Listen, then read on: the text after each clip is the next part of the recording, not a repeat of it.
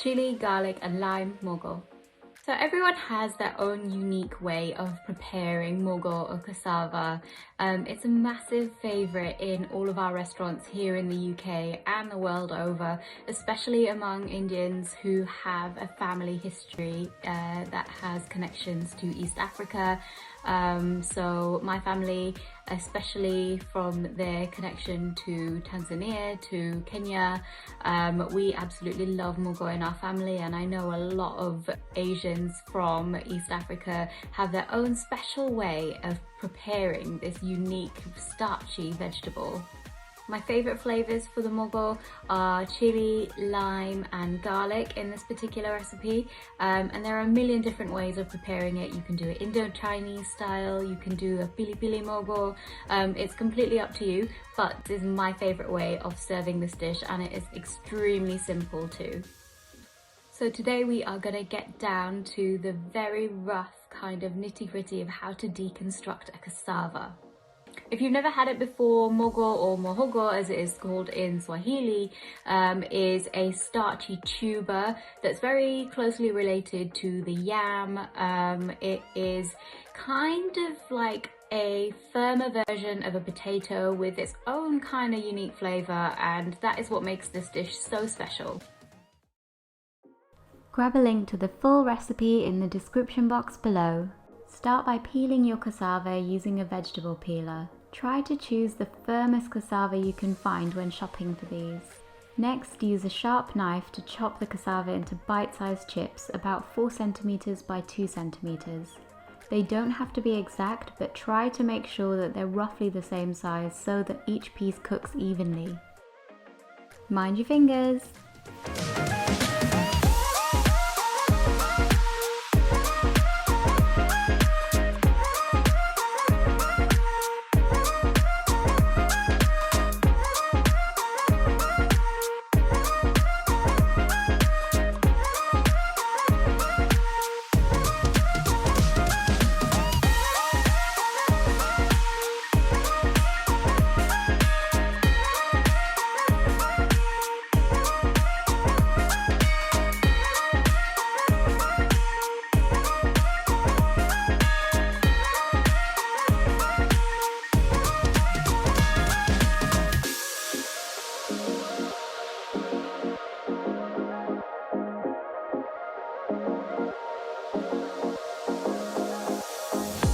Fill a large pan about 4 cm deep with water and place a steaming basket inside. Bring this to the boil, add the cassava chips and cover with a tight-fitting lid. Steam these for about 18 to 20 minutes or until the pieces are tender. Once the mogo pieces are cooked, transfer them to a colander or a large bowl. Once cooked, start removing the thick fibrous strands that run through the core of the cassava. These are tough, woody and quite unpleasant to eat, so it's best to remove them.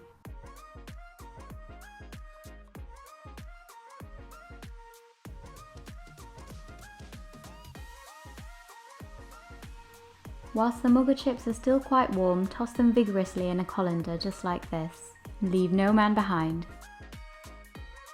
This step will knock the pieces about and rough up the surface. It's the trick to ensuring the mogo chips are crispy on the outside and fluffy on the inside. Heat oil and butter in a large pan. Add the roughed up mogo chips and allow them to sit in the hot fat undisturbed for about 2 to 3 minutes.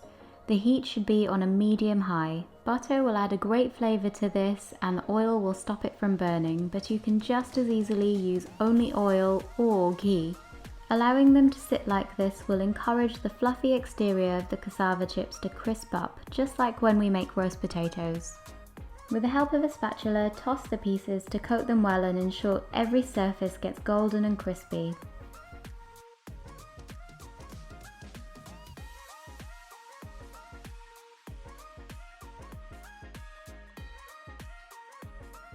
Push the cassava chips to the outer edges of the pan to make a well in the centre.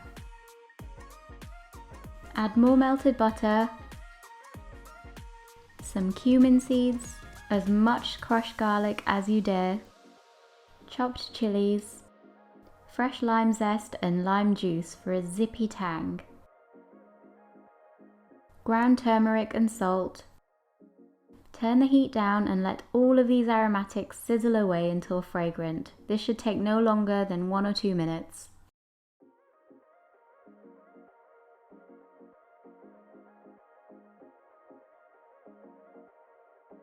Toss everything together to coat the crispy mogo chips well.